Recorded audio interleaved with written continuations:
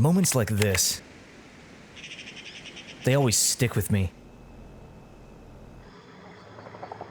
Some little space. Not a memorable one per se, an iconic location. Just some little corner.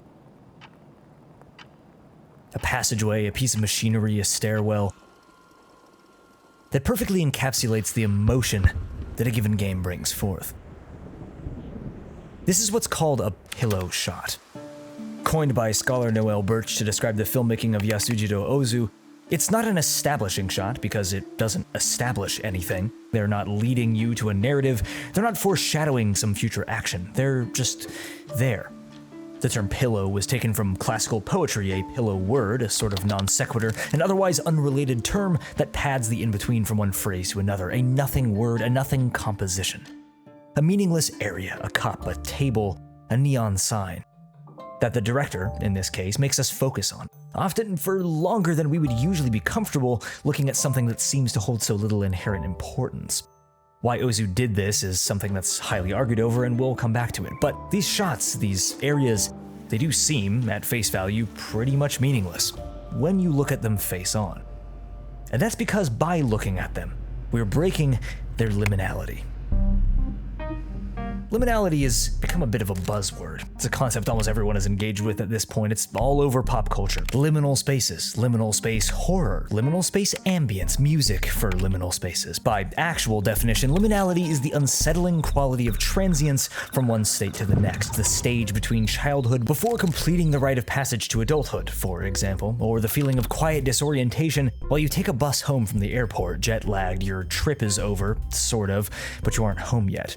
And yet we're attracted to this idea. We have this sort of morbid fascination with remaining in places we aren't meant to. In a nothing area. Hallways, corridors, hotel lobbies, places defined by transience, a meaningless halfway point between meaningful states of reality. Work, rest, destination, home, spawn point, point of interest. These areas are none of those. They have no inherent meaning to us despite the purpose of our passing through them. So a pillow shot like this, something that takes place between scenes, it's a liminal element about a liminal element. A buffer in time depicting a buffer in space. But in a game world, a pillow moment, a nothing area, is kind of hard to define. They can exist as part of map design, but also art direction at the same time, depending on how you look at them. And more importantly, inherent in their liminal state as a gameplay element is the expectation of our interaction with them. In the place that you least expect it, suddenly there's movement. This guy is far out. In fact, I'm out here right now.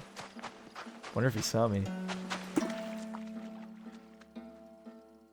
Let's follow this guy. I didn't even know there was something in this spot. He goes over here. I wonder what he was doing. Code.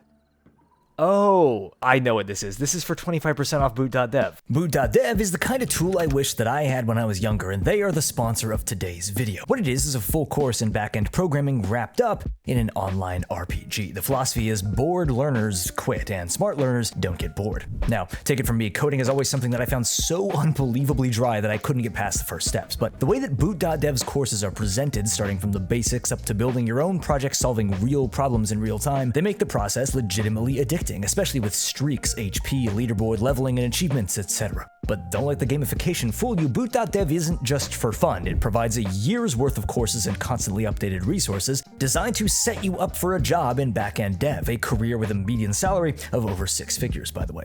Don't take my word for it. All of the courses are free to read and watch at any time. A membership will just unlock all of the interactive features like hands-on coding and the game mechanics, of course. So don't get stuck watching tutorials or trying to pick up things here and there. Follow the links or QR code and use the code Riloe for 25% off your whole first year with the annual plan. And start getting that real effective hands-on learning experience. Thank you to boot.dev for supporting the channel today. Spaces. Areas in games, regardless of if they're a highly contested loot location or a meaningless backwater corner of a map, they're all inherently meant for us to interact with them. Observe them in a certain context at a certain time, and the results are loud.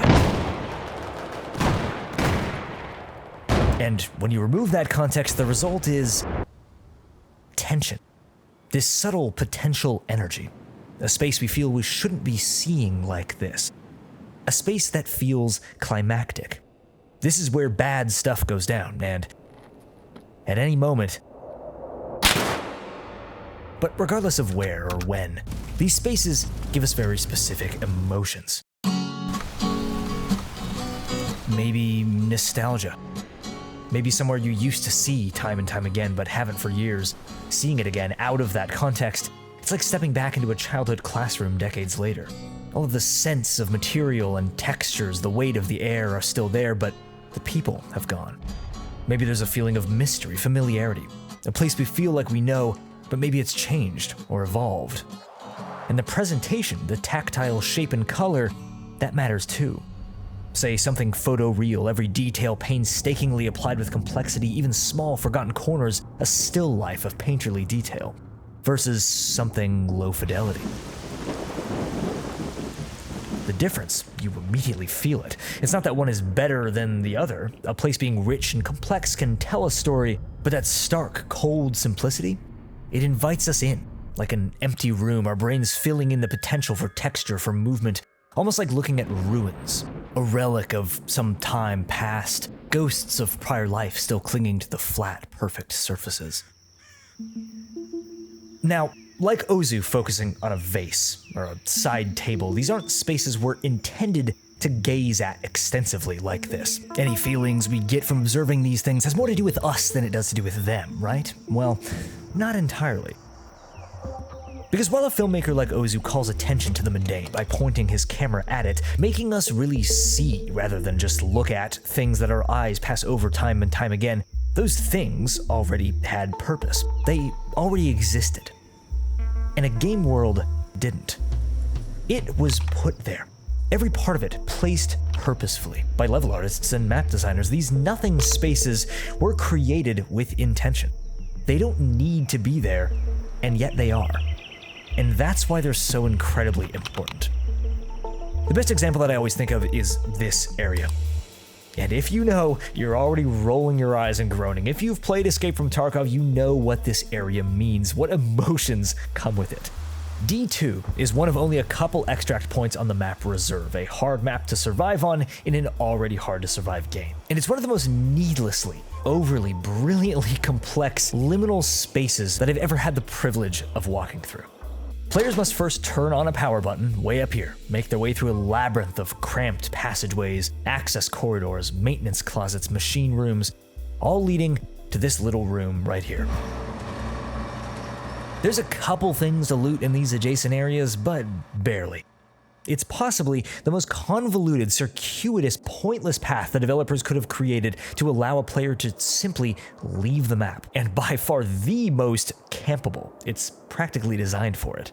And in a morbid way, that's what I love about it. Map designers have control over everything, right? A space like the D2 tunnels would exist in real life because of topography, because of the necessities of infrastructure, but in a game, they don't. A space like this provides zero intrinsic use to the player. There's no reason for it to exist. In a game, areas only exist because someone wanted them to. Devs could remove every field, every corridor, put all the cool, interesting points next to each other for the ease of access and pacing. But when they want to, like Ozu, they can force us to slow down, to think. And when you do finally make it through that gauntlet of anticipation where death is around every little meaningless corner, you finally get to stop holding your breath. So what do these nothing spaces really mean? On a basic level, they make the game world feel more real. But how? When I originally started recording pillow shots like these, I was inspired by two sequences from film, Ghost in the Shell from 1995 and Patlabor 2 a couple years before, both the same director. They have these unforgettable montage sequences. Elements from the story are technically shown, such as the Major in Ghost in the Shell and the military in Patlabor, but plot-wise, nothing is really happening here. And that's the point. The things the main characters do in these stories do matter in very profound ways, but your average person going to work or playing after school or shopping for new clothes, their lives go on. These nothing areas, corridors and hallways and towers and entrances and exits, they belong to an existence outside that of which matters to gameplay. They represent the reality that a greater world exists. Their purpose has nothing to do with yours, you're just moving through them. These spaces were not made for you. Except, remember, they are. There's a lot of discussion and disagreement in scholarship about what Ozu's quiet little moments mean. Some claim that the narrative surrounding these little moments of normalcy gives them meaning. The dialogue gives meaning to the silence, says Paul Schrader in his book. Others believe inherent qualities and symbolism in these compositions are a way to evoke the passionate emotions roiling beneath the surface of the otherwise subtle narrative. Well, on Ozu's grave is the character Mu, the Buddhist concept of nothingness. That there is no answer, there is no question, that in the elimination of seeking to understand, in the lack of meaning, there is enlightenment. Maybe he has something to tell us. But, okay, hold on. As much as I love some good old Zen philosophy, we might be getting way too in our heads about this here, so let's walk it back. Perhaps the true meaning of a nothing space like this is as obvious as it seems. It's something pretty to look at while you're on your way somewhere else.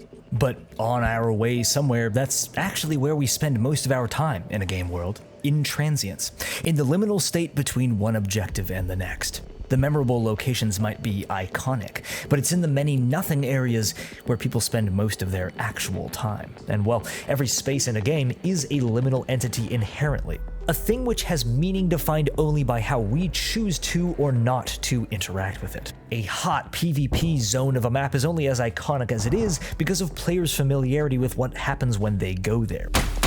Without that, this is nothing but a corridor. In games, we are so inclined to center our vision on motion, on the actions that others make in these places. A space is just a means to an end to combat or looting or whatever. But when you stay still, center the place in your focus rather than the action, that perspective shifts. Suddenly the shapes become the character. How the actions of people, the little narratives ebb and flow across them, become the scenery.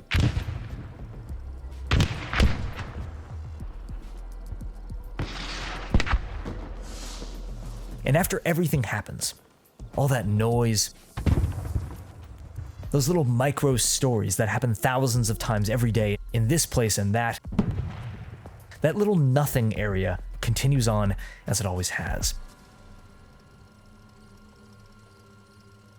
So the next time that you're passing through an area that you don't usually pay much attention to, really stop for a second and take it in. Notice all the details, the little quirks that seem accidental or meaningless. Because they aren't. Someone put them there. I'm Riloe, and I like to talk about stuff I think is interesting. Hope you have a great rest of your day, and I will catch you soon.